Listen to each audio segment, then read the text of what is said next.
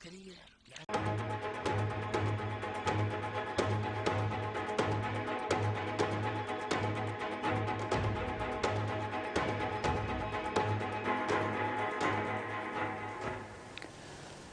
Welcome, dear viewers, to a new episode of Dialogue Horizon. We will definitely continue on the ongoing activities, whether it is in Sudan or in Cairo or in Jerusalem, because we'll talk about the visit. We'll just cover it in a few minutes. The visit of the foreign minister of Israel yesterday, the 2nd of February. That's why we are happy to host two of our known and distinguished analysts and politicians. We have our friend, economist, Dr. Yasser Al-Abeid. Yasser Al-Abeid was known to most of the people. He's an economist, but he is active in the Horn of Africa in different organizations. He worked for quite a long time, and he speaks that language of Swahili well before, and he translated many books from Arabic or otherwise, or from Swahili. He's very concerned about the Horn of Africa, which is the important part of Africa. Also, we have our friend Osman Wash. Osman Wash is the vice president of LGP, Liberation and Justice Party, and also he's concerned about what's going on. Welcome both of you in this episode of Dialogue Horizon. Okay, now we start by Dr. Yasser Abeid. To my right, Yasser Abeid, both of you will talk in very short words, a few minutes, about the unexpected or the sudden visit of the Israeli Foreign Minister Eli Cohen yesterday, the 2nd of February 2023, and he met only with General Burhan, with his aides, military. Most of them were military aides, and it was covered in the international and local media. So this is, in my mind, this is already, the situation in Sudan is complex. This will add to the complications of the already complex situation, this visit. So what is your assessment, in a very few words, about what is your assessment, and then Dr. Osman Bash will also tell us. Thank you very much, Mr. Haraz. I'm glad to be here in this episode. The unexpected is really there is a good word for that. Is an unexpected visit from the Minister of Foreign Affairs of Israel, Eli Cohen. Most of the people that thought that maybe it could have been secret visit, and I think so part of the media it gave that it is a secret visit, but it has been open now. The visit, it came to all the media and all the information parts and corporations. It is really part of the series of the encounter of meetings which has been held in Entebbe between Mr. Burhan and the Prime Minister of Israel, Netanyahu. And this came, maybe there is another also visit happened between the two countries. This is it seems like the end of the last finishing of the normalization between Sudan and Israel.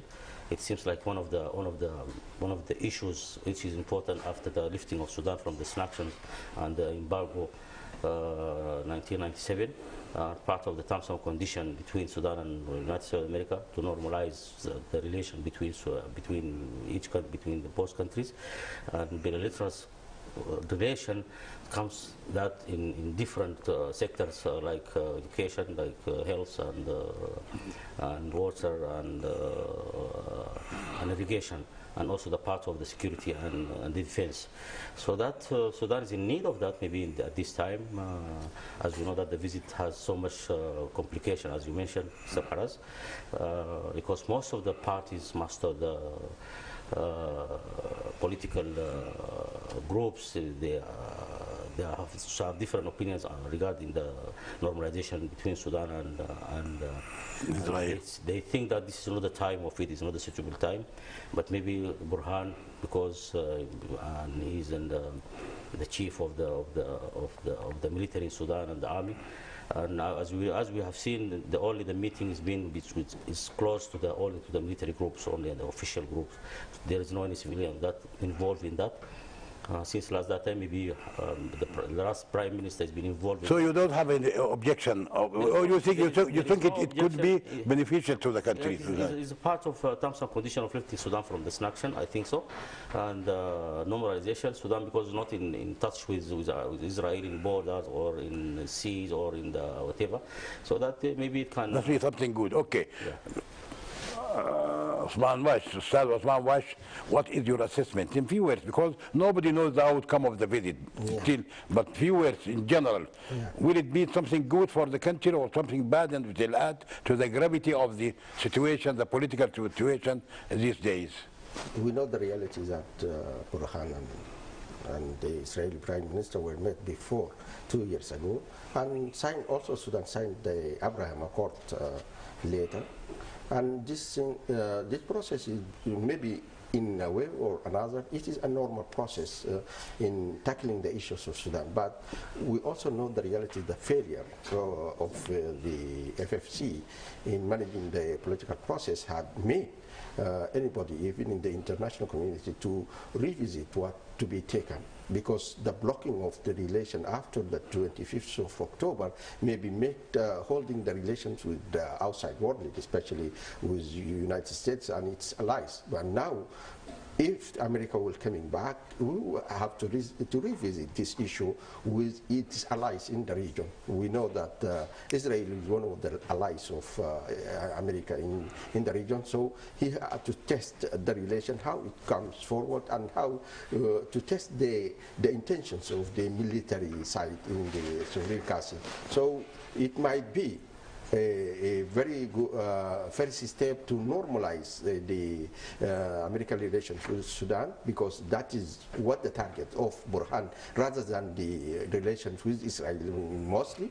And we know that also the Arab League had been very, very weak in the intervention in the Sudanese issues, so it was not in place for Sudan to make a point with Israel without the Arab League points on that issue. So the position of Sudan mostly towards Israel is dependent on the overall Arab League position on that issue. So Sudan, Arab League was very hesitant in involving in the Sudanese problems in the late 2 years. So we already know African Union and the IGAD and UN have been very active in the trilateral mechanism working on the Sudanese dialogue. So it might be even Sudan was been not happy enough with the relations of the Arab communities in the issue of Sudan also. So it might lead the Sudanese leadership to think over the how to go on forward. That is clear. That's very clear. Very good. Very clear point. Or I think you share the same idea. Okay, now let us go to the recent events in the situation now. The situation now, there are meetings at the same time in Khartoum and in Cairo.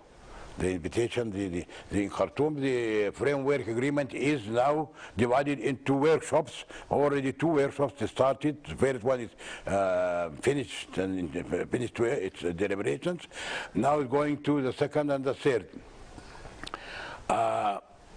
General Burhan tried to mediate. He put himself as a mediator between the 2 blocs, the Freedom Forces, the Central Council, and the Democratic Bloc. And all of a sudden he aborted his intervention. He said, I cannot, okay, he aborted his intervention because we found that both parties are at the same as loggerheads. They are not coming to any point in the middle.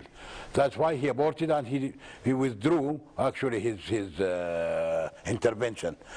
Then after that, immediately after that, General Hamiti took the initiative of trying, and he put together, he spoke with the bloc, the Democratic Bloc, and some one of the members of the work bloc, he mentioned that we almost agreed to 95% of the issues raised by General Hamiti. Later, a few hours after, the other components of the democratic bloc, they denied the statement of one of their members, saying that this is not anyhow.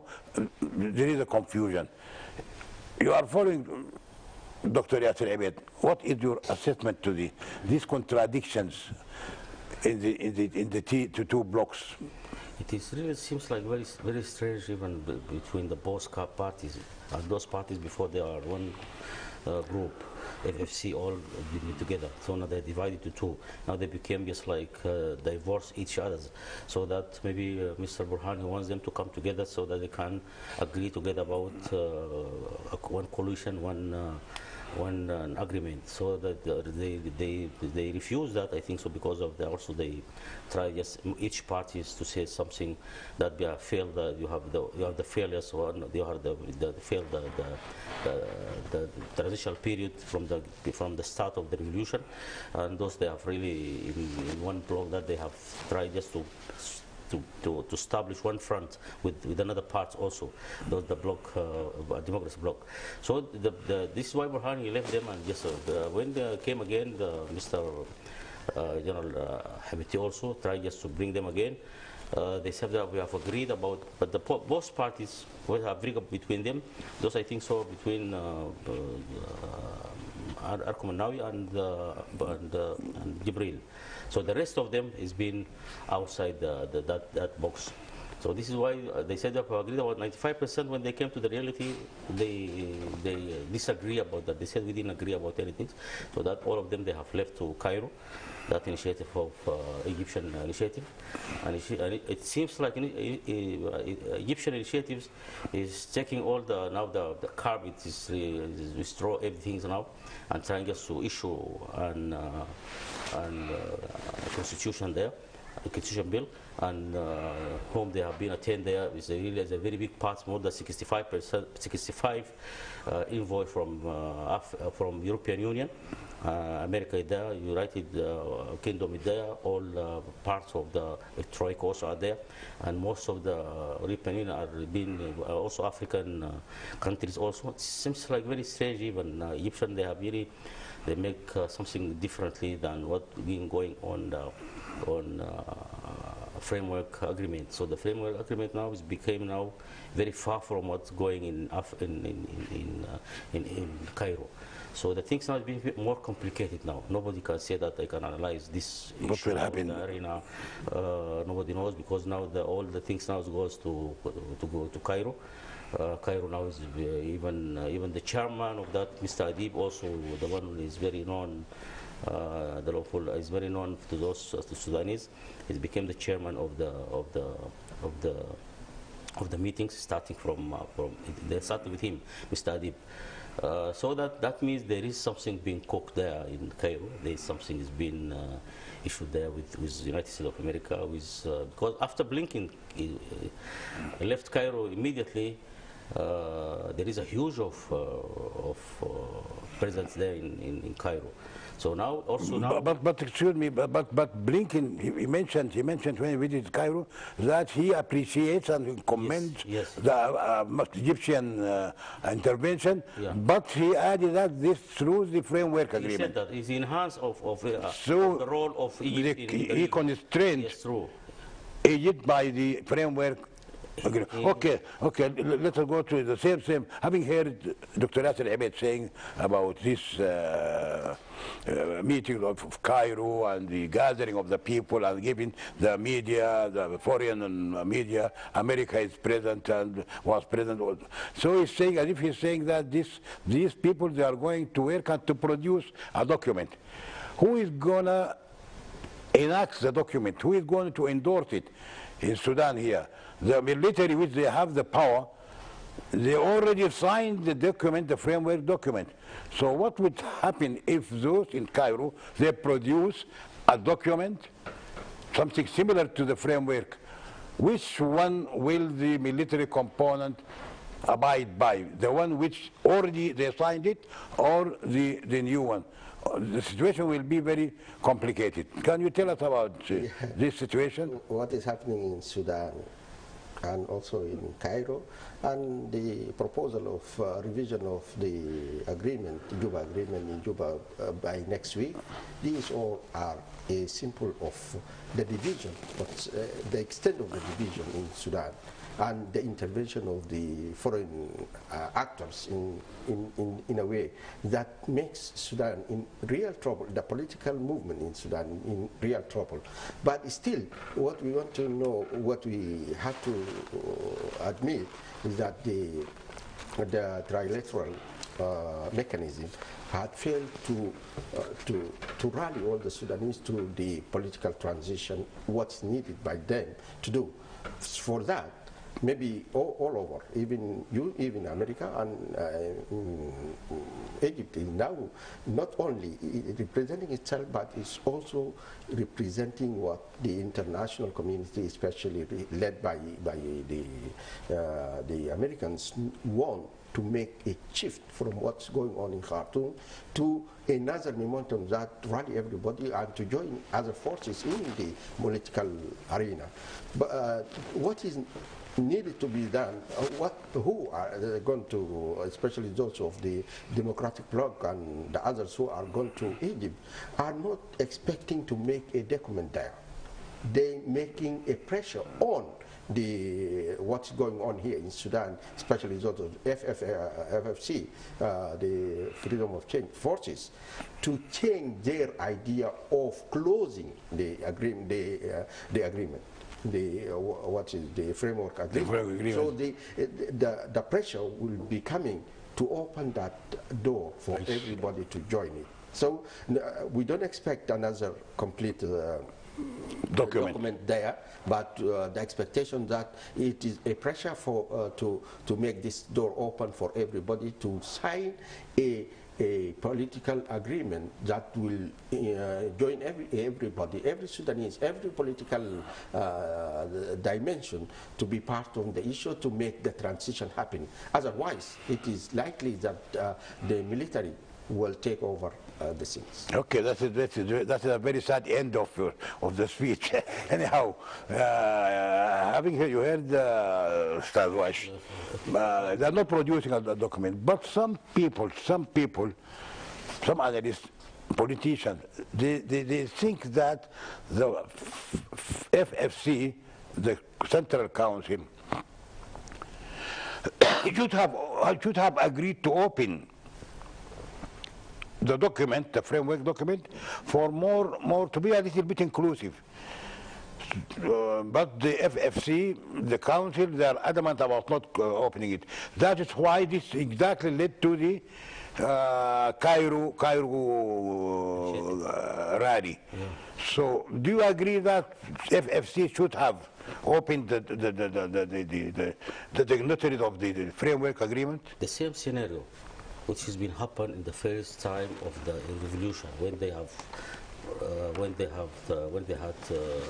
formed the government. The same way also, they tried to remove part of them, of those whom they are with them, parts of the parties, parts of the groups over there, and parts of the parties in the political parties.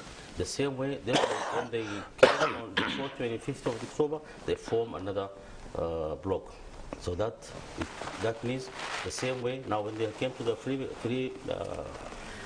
framework agreement, the same way also they have used the same way, and that's the problem. In fact, by the way, by this FFC, they've tried just to take the things all together alone without accompanying with them all the parties, all the political groups. That can also open the door for another. When you close for me this side, I can go another side. Because this is politics. It's not something religious or something like that. It's just matter of politics. Politics is a dirty game. Everybody use his own ways. He use his own issues to go and reach to his point. I think so. That's another. Also, the right to revise that Juba agreement also is another issue. Now they have even Juba and the official there. They've used the FFC to come and join Juba agreement amendment.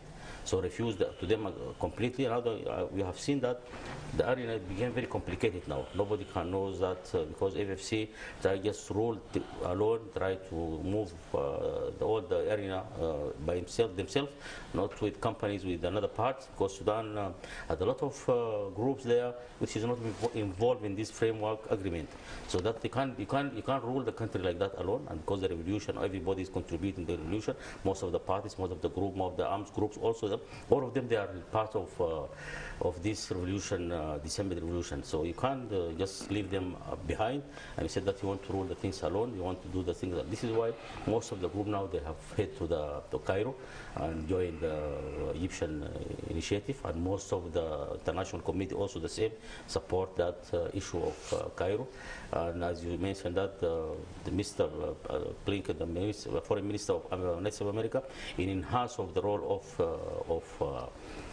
of Egypt that in the region, it has to play a good role. It has to play stability in the country. It has to play the good role in the region. Sudan is part of that. That means America is supporting also Egyptian initiative. Also, it seems like that, supporting this and supporting that, and playing with two parts together. So they have supporting this group. So you think that the FFC, they should not go to commit the same mistake? Because they're going to be the loser, by the way. Otherwise, they will lose They will lose all things, everything. and the country will lose the transition to democracy. The signals say that. The signals, what you have seen in the arena, it seems like that. If they are not going to join, they are not going to agree with others, they're going to come with others, and it will be a problem because you have armed groups, they're a big part. How can you leave them behind? They have a lot of parties there, also there. How you can leave them there is big parties even, they are not joining you, and now the head of the delegation, the political delegation is by Jafar Mirghani. He's the one who's leading that, because Egyptian also need Jafar. The Egyptian, the democratic. This is something very, very complicated, and I don't know. So they have to be a little bit relaxed. Relax and soft. Ustad Yasser, my wife says almost the same thing. Now, from what we stopped here, I go directly to what you ended your last statement when I asked you. That otherwise, you said otherwise, the military will continue ruling, and it might turn to full military dictatorship. So do you think, some diplomats, they think that people should not spoil the relation between Egypt and Sudan through this intervention, the Egyptian intervention, which is a little bit late, but some people, they think that, the diplomats, so this should not spoil the relation, and people should go, as Dr. Yasser Al-Abeid said, is still the FFC, the council, they should open. Yes. Otherwise, they will lose. You said otherwise, military will go. What can you add to what Dr. Yasser said? What I would like to say that FFC had been given a chance to rule sometime before the 25th of October last year. So they failed to manage the relation between the military and the civilian part of the coalition. And the reality is that the taking out the military within the frame of transitional period out of the ruling is likely difficult, because this administration, this authority of transition is solely by this the only recognized body is the state agent is the military who take over to make the transition. So any pure civil government will come after election. So there is no way to move out the military from this transitional authority. Because FFT is thinking of changing the Sudanese thinking within the frame of transitional period, and that will not happen. They want some time of period to make a change in everything, in constitution, in laws, and even in the social status of the community. So this will not happen in transitional period. Unless you are mandated by election, you don't have to make the changes in the Sudanese laws, community thinking, and these things. So what I want to say is that military will be present until election. But they want to be joined by the political parties to make the transition easier. Otherwise, they can make the transition easily because calling for election. That is very simple way to make that, because already we have the laws there. We have the what you mean the document is there. So the military can take over to make that election to civilian government. I don't mean that the military will take over to be a military coup. No, it is not a coup. 25th is not coup, it is revising what's going on. And I think if the political parties will fail, that means the military will take over the authority to make that election happen within a very short time. That's very clear, very clear. Dr. Yasser, also you followed now, we said, coinciding with what is happening in Cairo, the workshops of the framework agreement are going on, being conducted. Almost the one of the dismantling committee, a revival of the dismantling committee on new terms, depending on justice, abiding by the rule of law. This is finished, and now things are almost concluded. The workshop for amendment or opening the Juba agreement, which is categorically rejected by the other group. They all say, even those who were signed with the framework agreement, like Hajar and Idris, both of them members of the Supreme Council, they said touching the Juba agreement, it will be harmful and it will not come to good solution. It will not end in peaceful. That's what they are threatening anyhow, warning, touching this. These people are still working on the framework authority articles, and they are now talking about two things. The Juba agreement, it will be followed by the transitional justice. Transitional justice, which is happening in many different places. Now we want to talk about transitional justice. How can it be implemented, or how can be agreed upon on the detailed framework agreement? I think so. The transitional justice, there is a problem of concept and the notion of that transitional justice. Most of the people, they think that transitional justice only, you have to go only to follow the criminal, to follow the crime, there is a triangle there, also together, come together. So as we know that following through the dismantling committee, maybe, or through the law authority, or through the part of the law in Sudan, to follow the crime, to follow the criminals, to follow what people have done but it's not part of the derivation and the healing there. So they don't do it this, because as we know that the last time things became just like without the law institutions. So the dismantling, I think so, committee now, they realize that they're going to change the methodology of the managing the dismantling committee. So they have to go for transitional justice in a full concept, like Rwanda, like in South Africa, like in Mauritius, like in different parts in the world now. So if you want to go to the transitional justice, you have to be fair on that also. There is a reconciliation there. You have to follow that also with all the parties. So with the parties, with the community itself, you have to involve everybody there.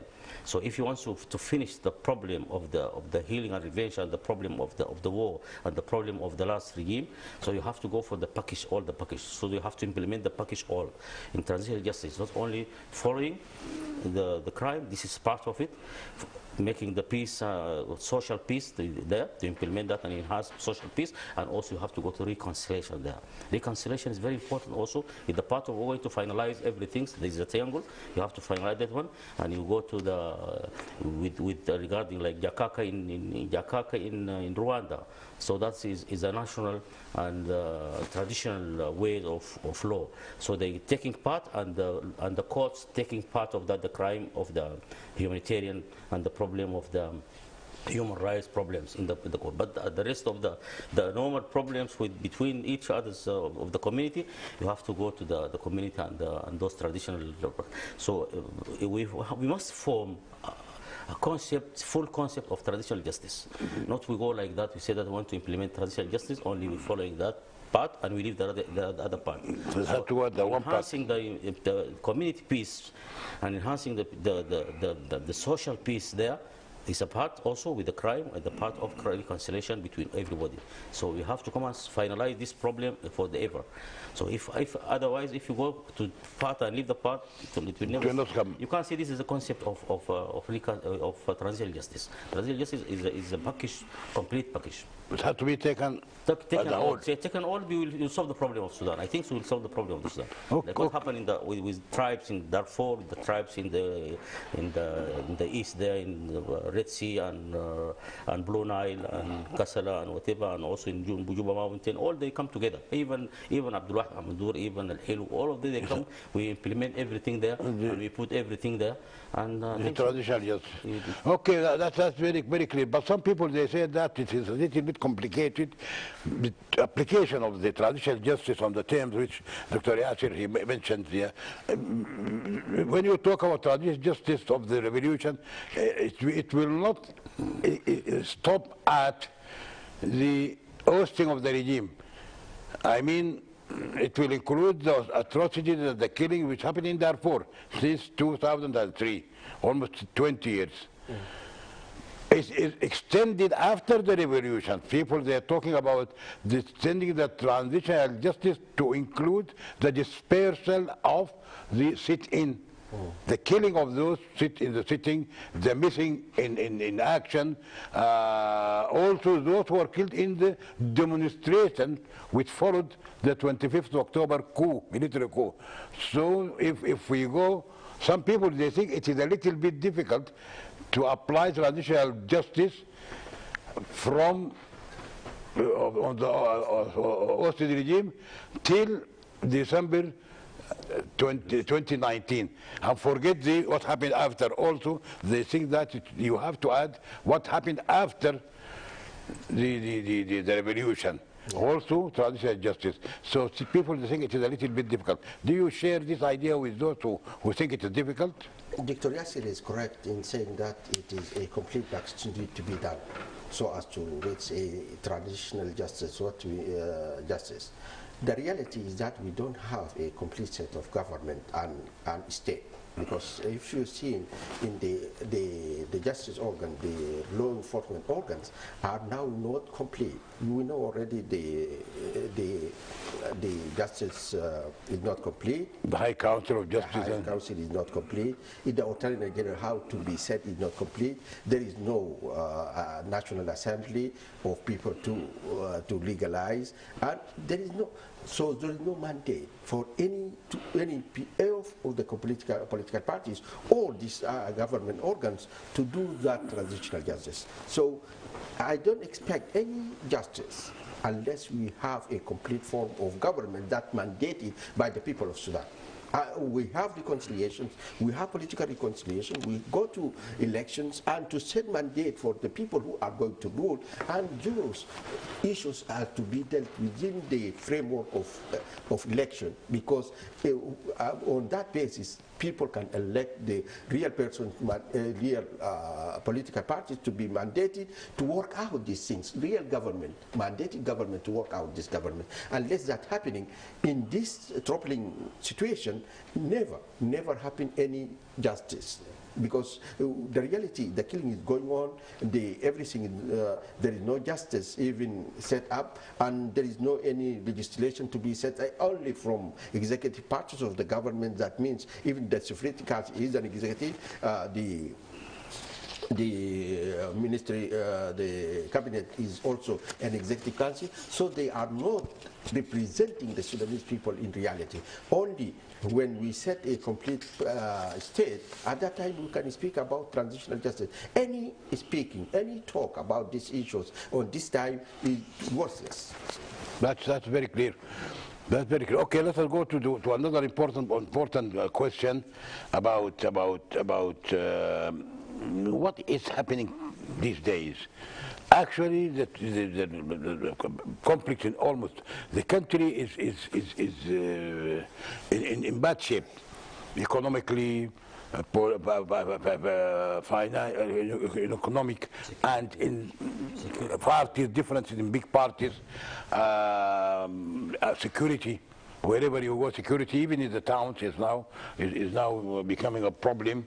Also, some difference in the military component itself. There are some differences which we cannot talk about it, but the people they feel it. They feel that there are differences, and also the presence of different armies, of the armed struggle people there in the big towns there. So people, they think they're afraid that the country is on the verge of collapse, and that's why it's invited, by so doing, invited foreign investment, foreign intervention. Foreign intervention, each foreigner or each country in the foreign intervention, they have their own interests. Everybody would come to save his own interests. So do you think this leads me to the strategic planning of the foreign? We don't have foreign policies. We don't have to be followed. Every foreign minister comes, he comes with his own idea. But there are no principles for the policies to be followed by any minister or any government. So do you think that the lack of the strategic principles for policies for the governance, for the foreign affairs of the country, is led to this situation, and it will lead to worse conditions? I think so for a very long time. It's a very good question, by the way. It's a very long time we have a problem of handling the international relations with countries, with international institutions, with financially and politically. And justice also. We have a big problem on that. This is one of the biggest problems for Sudan. It doesn't know how to handle the international relations. The problem is we don't have a strategy, we don't have a vision there, we don't have a plan, a proper plan, and we don't have a map for how we handle our, even the region also itself, we have so much problem with the region, even with African countries, with Arab countries. Maybe with Arab, maybe we have some relation. But in Africa even itself, we have a problem of how we handle and how we got our benefit and interest with African countries, because we have ignored this part of the world. It is very important parties, by the way, for us, with African Union, with another part of the institution in Africa, also with countries itself. We don't give them that the importance, intention that how can we handle. And with international, because and one of the important issues, this is why I've said this is an important question, when the embargo and the sanction came to Sudan, it is really started more than 22 years in Sudan. So compare this one with as a crisis with Korean and with Iran, with whatever. Sudan has comprehensive sanctions, which is different than Sudan. It doesn't have that big threat and the big problem with the international community like Iran, like Korea. But those, they know how to play their roles there. Like Iran played a strong role in Iraq and Afghanistan, and Korea also in that Korea Islands also is playing good with American, and they have really disturbed them so much there. And Sudan doesn't have that think tanks there, they can handle this type of problems. This is why the sanction starts almost more than 20 years without knowledge, without concept that how can we solve this problem? How can Sudan is been in the sanction more than 25 years, 20 years? This is what the rest of the parts of the world also we have so much problem with it. We don't know our benefit with the rest of the world, especially in economic even themselves. We don't know how to handle our problem. Our media also is very poor. Our information is very poor. Minister of Culture is very poor. So that's how to reflect that one through our emphasis outside is really very poor. So we need good, strong training, and we need think tanks in international relations so that they can support Minister of Foreign Affairs, so that we can make trainings good. We can capacity building also for those people who in charge of that security, in knowledge, in thinking, in whatever, because they involve with another rest of the world, with those people whom they have strong knowledge. So okay, that's very good. Also, the same question. But do you think that there is a need, as he's saying, there is a need for a consensus or agreement on the basic important pillars of the foreign policies of the country, so that any regime or any minister should follow it and should not get out of it. So do you agree to this, that we are lacking since independence any agreed upon policies, foreign cooperation? Let me disagree with Dr. Yassin about the capacity of our manpower in the foreign relations and these things. I mean, in Ministry of Foreign Affairs, it is not a matter. As I said before, that we are now we don't have a government, you know, because I said once after the change of the regime, we have a de facto authority to make the transition, and they are failed to make that transition. For though it is the military who take over. The military is not a government organ. It is a state organ. It is not involved with the real government. So we don't have government for the last 3 years.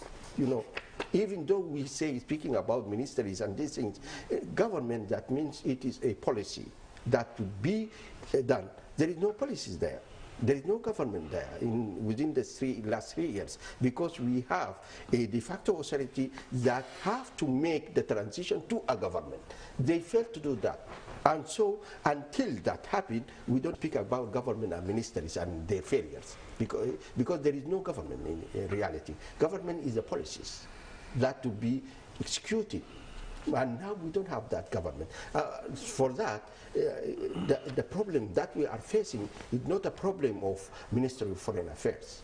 It is the whole complete set of government that is not there to make that difference. So that's very clear. Okay, let us go to also an important issue. This is right directly in your domain, Dr. Yasser, about the budget.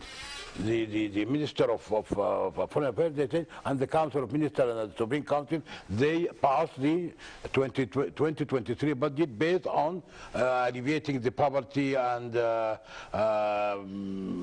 depending on the local resources. Do you think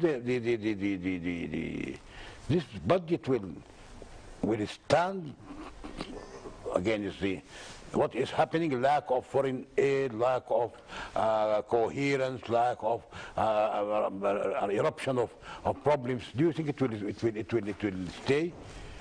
The government, I think the budget is same like the rest of the budget which has been held, which has been formed 2, 3, 4 years ago.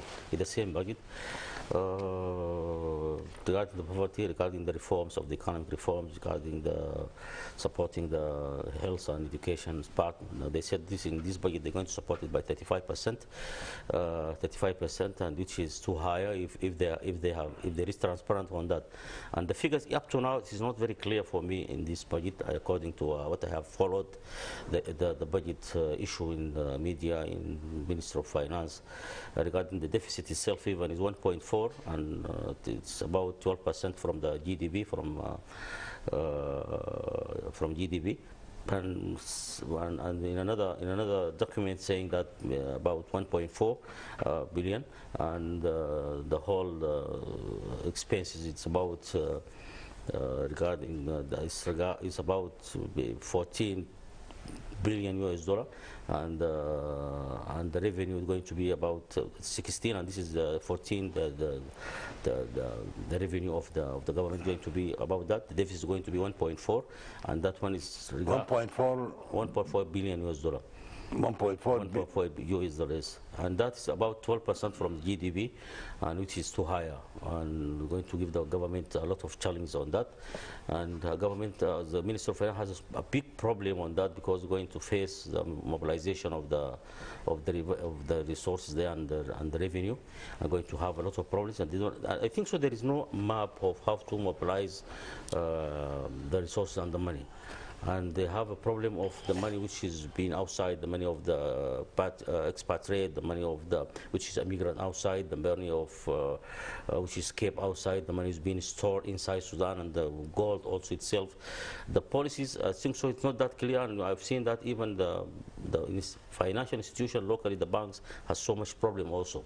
So there is a lot of challenge. So we need Minister of Finance to think outside the box, and it has to form like investment boxes, like investment portfolios, like how to attract the money of the expatriate, sitting like that and just getting the revenue from here and there. That is, it's not going to help, by the way. And itself, the government, the budget, we need from the government to form at least a program. So to support at least the program, because there is stability there in foreign currencies. There is stability in pound. There is stability in there is decrease on inflation, and that is a good part. But it's not nobody using that positive in how to go to the risk, because there is stability. To have to go to the reforms, there is no vision on that. So to reform the economy now, there is no vision, there's no strong vision on that. But the budget itself, I don't think it can, we're expecting a more, maybe going to increase some in the commodities, maybe taxes or something like this. That's definitely going to happen, because to how to, it will not stand by space, the Minister of Finance doesn't have another place to go to it. The only going to go to increase maybe the. But that's what we're going to ask for, Osman, because people, some economists and some politicians, they think that the lifting of subsidies and the floating or the dollar, the Chinese pound, led to the high taxes and high customs, which affected the imports. And in turn affected the import, it will affect the taxation. And these are the two main sources of the government revenues, taxation. That's why now they resorted to the third element of the budget, the revenues, is the administrative fees, like licensing, like passport, like any dealings with the government. People now are suffering, and they're talking about going on strikes. And so do you think that the budget will hold? Yasser said that they will result, they will go to increasing certain commodities or certain taxes or certain fees. So what do you think of the budget? Yeah, I said about this economic policies last time, but what I would like to say that this budget is completely different from the first year budget that made by the FFC, which is depending mostly more than 70% from the foreign aid. Last time, I mean the budget of Badawi, and now this one is all completely on national resources, that is from the internal resources. That means now we became more realistic in stating our budget. And what is said about 1.5 billion, 1.5 billion deficit, is in country like Sudan, it is not that much, you know. But yes, we have problems with the GDP and these things, but still 1.4 is very, very, very small money for a country of that wide and that 40 million people there. So I mean, what they made about the subsidies of the goods are making stabilization in our economy for the first time within from since 1970, right after the government of Numeri sanctions in the economy. Right now, for the first time, we are open to the economic, to the international economy easily, because we don't have subsidies, we don't have burdens on that issue, and it is always there. Tax is the most element of any country, and that everybody is entitled to pay his taxes. According to what I heard from the Minister of Economy is that they are broadening the scale, not raising the rates. You know, broadening the scale of taxes is very important to be inclusive. Everybody is to be taxed. And complaining, I don't expect, because most of that complaining about from the business community to make complaints about raising taxes. There is no raising taxes of rates, but it is widening the scale of the base of the the base of the the taxpayers. Yes, that is what is raised.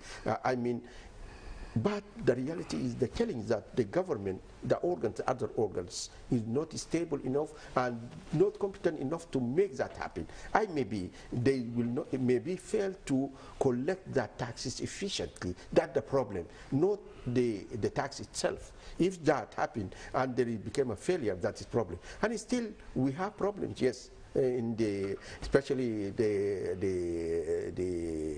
salaries of the workforce in the government especially is very low enough that making problems with the education people, and others are protesting about these issues, but they have to know that reality, and we make solutions the best we can, but going back to subsidies is not Okay. it is not a solution. That is good. That's very good. Thank you, dear gentlemen, Dr. Yasser Abed, to Osman White. Thank you, dear viewers, for being with us in the last hour. We hope to see you next week in Dialogue Horizon, in different issue. Bye. Thank you.